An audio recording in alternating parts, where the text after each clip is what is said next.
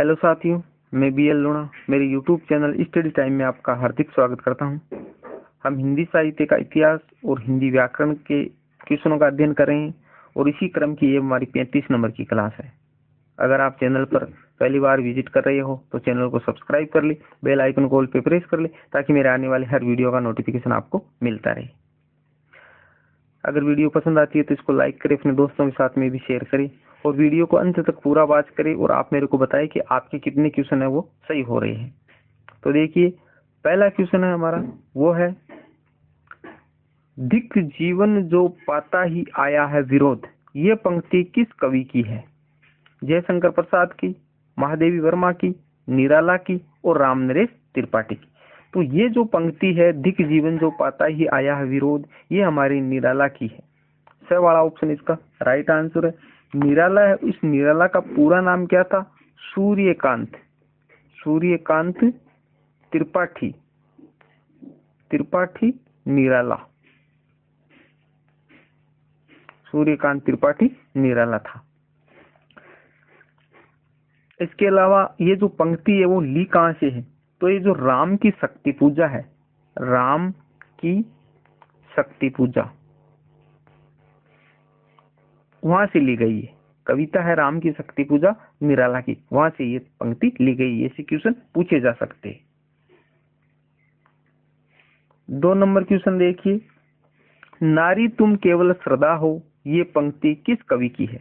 जयशंकर प्रसाद की, मृदुला गर्ग की, मन्नू भंडारी की, सुमित्रानंदन पंत की। यहाँ पर वही पंक्तियां ली गई है जो एग्जाम में पूछी गई है और आगे पूछे जाने की संभावना है। तो ये जो है नारी तुम केवल श्रद्धा हो, ये पंक्ति हमारी जयशंकर प्रसाद की है, जयशंकर प्रसाद की है। इसके अंदर जहाँ रीतिकालीन जो कवि थे ना, रीतिकाल, तो रीतिकाल के कवि ने नारी को सिर्फ भोग की वस्तु समझा था, भोग की वस्तु था। वहीं जो छायावादी कवि है, क्योंकि जयशंकर प्रसाद है वो छायावादी कवि है, तो छायावादी जो कवि है, उन छायावादी कवि ने नारी को क्या समझा है? इसने दया, प्रेम, करुणा, क्षमा, इसकी देवी समझा है। ठीक है, तो ये फर्क है। यानी रीतिकाल के कवियों में और छायावाद के कवियों में फर्क है। रीतिकाल के कवियों ने नारी को सिर्फ भोग की वस्तु माना है और जयशंकर प्रसाद जो छायावादी कवि है, इन्होंने जो छायावादी कवि है जो सारे, इन्होंने नारी को क्या है? दया, प्रेम, करुणा की देवी माना है। ठीक, ये जो पूरी लाइन है ना, नारी तुम केवल श्रद्धा हो, विश्वास रजत पग तल में, पीयूष स्रोत सी बहा करो जीवन के सुंदर समतल में, बहुत ही शानदार है। ठीक है, आगे देखिए 3 नंबर क्वेश्चन। 3 नंबर हमारा क्वेश्चन है, छोड़ दुर्मों की मृदु छाया, तोड़ प्रकृति से भी माया, ये पंक्ति किस कवि की है? सुमित्रानंदन पंत, सूर्यकांत त्रिपाठी निराला, महादेवी वर्मा और माखनलाल चतुर्वेदी। तो ये जो पंक्ति है वो हमारे सुमित्रानंदन पंत की है। छोड़ दुर्मों की मृदु छाया, तोड़ प्रकृति से भी माया। आगे है, बाले तेरे बाल जाल में कैसे उलझा दूं लोचन, भूल अभी से इस जग को। आगे इस प्रकार की ये पंक्ति है। यानी जो सुमित्रानंदन पंत है वो एक प्रकृति प्रेमी कवि थे। यानी छोड़ दुर्म यानी पेड़ होते हैं। ठीक है, तो ये कह रहे हैं कि जो छोड़ में पेड़ों की मृदु छाया, मीठी जो छाया है, तोड़ प्रकृति से भी माया, इस प्रकृति से मोह माया छोड़कर बाले तेरे बाल जाल में, यानी जो युवती है तेरे प्रेम में कैसे उलझ जाऊं, ये बात इसके अंदर कही गई है। 4 नंबर क्वेश्चन देखिए, जो घनीभूत पीड़ा थी मस्तक में, स्मृति सी छाई, दुर्दिन में आंसू बनकर वह आज बरसने आई है। बरसाने नहीं, बरसने आई। ये पंक्ति किसकी है? मृदुला गर्ग की, घनानंद की, जयशंकर प्रसाद की, सुमित्रानंदन पंत की। तो जो 4 नंबर है इसके अंदर सुमित्रानंदन पंत है, यानी ये द वाला ऑप्शन है ना, ये सुमित्रानंदन पंत की है पंक्ति। और कहाँ से ली गई है? ये परिवर्तन नाम की इनकी कविता है, परिवर्तन नाम की एक कविता, वहां से ये ली गई है। अब ये दुर्दिन है, देखो, जो घनीभूत पीड़ा थी मस्तक में, स्मृति में चाहिए, यानी जो मेरी घनीभूत यानी जो ज्यादा पीड़ा थी मस्तक के अंदर, जो आज स्मृति बनकर आई है। दुर्दिन में आंसू बनकर वह आज बरसने आई। दुर्दिन का मतलब है वैसे दुख होता है, यहाँ दुख भी होता है। दुर्दिन का मतलब दुख में आंसू बनकर वो आज बरसने आई है, और वैसे दुर्दिन का मतलब बरसात होता है। ठीक है, तो बरसात में आज वो आंसू बनकर निकलने आई है। 5 नंबर क्वेश्चन देखिए, आचार्य रामचंद्र शुक्ल ने छायावाद का जनक किसे माना है? जयशंकर प्रसाद को, मुकुटधर पांडे को, हरिवंश राय बच्चन को। तो 5 नंबर है, उसके अंदर ब वाला ऑप्शन है, यानी आचार्य जो रामचंद्र शुक्ल है उसने छायावाद का जनक है वो मुकुटधर पांडे को माना है। ठीक है, तो हमारा ब वाला ऑप्शन इसका राइट आंसर है। आगे देखिए 6 नंबर क्वेश्चन। 6 नंबर क्वेश्चन है, झरना रचना के रचनाकार है महादेवी वर्मा, मोहन राकेश, जयशंकर प्रसाद और दिनकर। तो झरना है वो जयशंकर प्रसाद की रचना, 6 वाला ऑप्शन इसका राइट आंसर है। ये जो झरना है ये 1918 में प्रकाशित रचना है और 1918 से ही हमारी छायावाद है, छायावाद है उसका प्रारंभ माना जाता है, छायावाद का प्रारंभ माना जाता है। क्यों माना जाता है? जो झरना रचना है उसमें छायावादी जो प्रवृत्तियां हैं वो हमारे को देखने को मिलती है। छायावाद में जो गुण जो लक्षण थे वो हमारे को झरना के अंदर देखने को मिलता है, इसलिए झरना से उसका प्रारंभ माना जाता है। इसके लिए मैंने एक छोटा सा सूत्र बनाया है कि भाई इसको जो छायावादी जो रचना है जयशंकर प्रसाद की, इसको हम याद कैसे रखेंगे। तो देखिए एक बार मैं यहाँ पर इरेज करता हूँ और आपको बताता हूँ। यह झरना गिरा तो आंसू बहे, झरना गिरा तो आंसू बहे, लहरें चली तो कामायनी रची। ये मैंने एक छोटा सा सूत्र बनाया। तो देखो झरना नाम आ गया, आंसू नाम आ गया, लहर नाम आ गया और कामायनी नाम आ गया। इसके लिए मैंने एक छोटा आगे कोड बनाया 18,782। अब देखिए 1900 आगे लगाना, 1918 के अंदर झरना का प्रकाशन है, 18 में 7 जोड़ेंगे तो क्या आ जाएगा 25। तो 1925 में आंसू का प्रकाशन है, 25 में हम 8 जोड़ेंगे तो 1933 में लहर का प्रकाशन है और 33 में 2 जोड़ेंगे तो होंगे 35। 1935 में कामायनी का प्रकाशन है। तो इस प्रकार आप इसको याद कर लेंगे। ये जो सारी रचनाएं जयशंकर प्रसाद की है और किसकी है? छायावादी।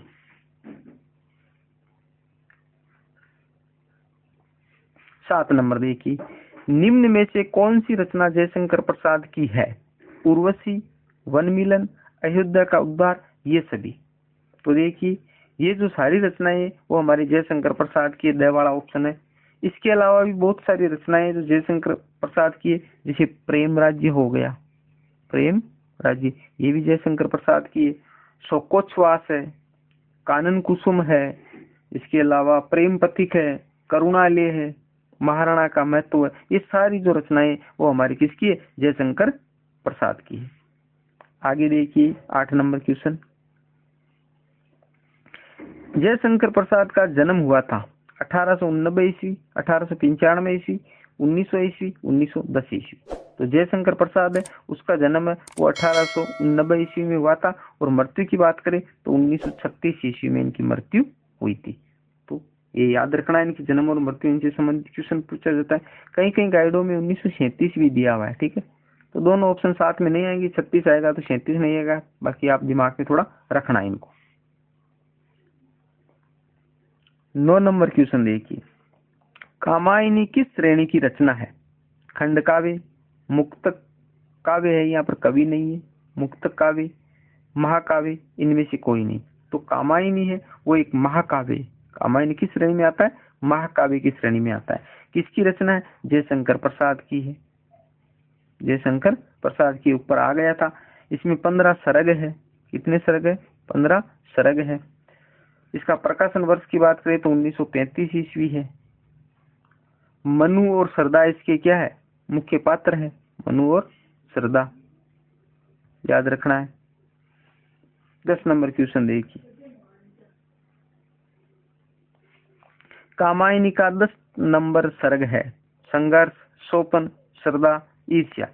तो कामायनी का जो 10 नंबर का सर्ग है वो सोपन।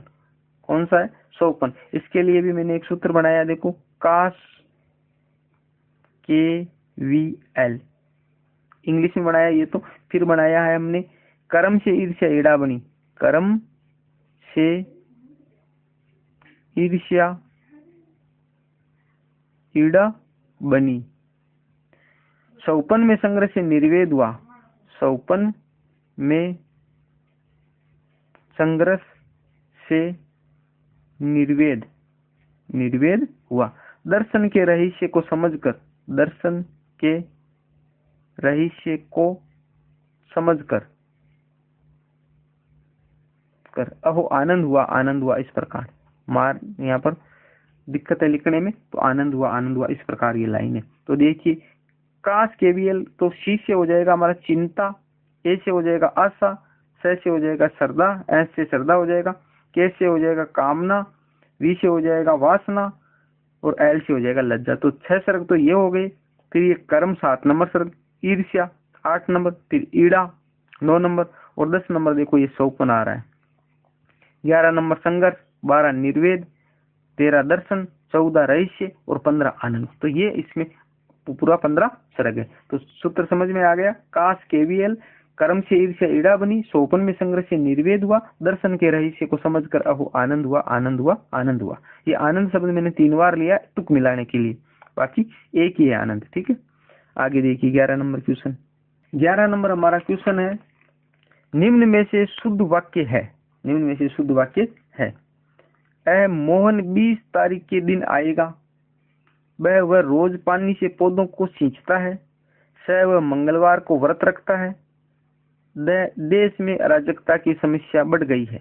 तो देखिए, तो 11 नंबर है, उसके अंदर स वाला ऑप्शन है, वह मंगलवार को व्रत रखता है। वह मंगलवार को व्रत रखता है, ये बात शुद्ध है।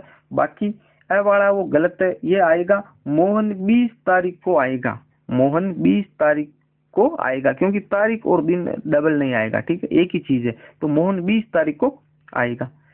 बात करते हैं ब वाली, तो ब वाला आएगा, वह रोज पौधों को सींचता है। वह रोज पौधों को सींचता है, क्योंकि पानी से ही सींचता है, तो पानी लिखने की जरूरत नहीं है। द वाली बात करें तो द वाले में आएगा, देश में अराजकता बढ़ गई है। अराजकता की समस्या, क्योंकि अराजकता तो समस्या ही है, फायदे वाली बात नहीं, तो समस्या लिखने की जरूरत नहीं। देश में अराजकता बढ़ गई है, तो इस प्रकार ये शुद्ध होंगे। बाकी स वाला वो बिल्कुल शुद्ध है। 12 नंबर क्वेश्चन देखिए, निम्न में से अशुद्ध वाक्य है। जो अशुद्ध है वो बताना है। कंस की हत्या कृष्ण ने की। वह आपके प्रश्न का उत्तर मेरे पास है। कवि सम्मेलन में कवियों का तांता लगा रहा। वह सूखे से भूखमरी की समस्या खड़ी हो गई। तो इसके अंदर अशुद्ध पूछा है, तो हमारी अशुद्ध है वो अ वाला है। अशुद्ध क्या है? अ वाला है। यहाँ पर देखो, कंस की हत्या कृष्ण ने की, ऐसे नहीं होगा। यहाँ पर होगा कंस का वध। कंस का वध, यहाँ पर वध आएगा। कंस का वध कृष्ण ने किया, तो यहाँ पर हत्या नहीं आएगी। बाकी ये बैस है और दवा है वो बिल्कुल शुद्ध है। 13 नंबर क्वेश्चन देखिए, निम्न में से शुद्ध वाक्य छांटिए। जो शुद्ध वाक्य है वो छांटना है। कक्षा में गीता सबसे सुंदरतम है। वह श्री कृष्ण के अनेकों नाम है। वह महिला बड़ी विद्वान थी और वह आज दही नहीं जमा। तो इसके अंदर शुद्ध की बात करें तो द वाला है, आज दही नहीं जमा। बाकी है, तो में कक्षा में गीता सबसे सुंदरतम है। तो मैंने आपको पढ़ाया कि सबसे और सुंदरतम ये दोनों एक ही बात है।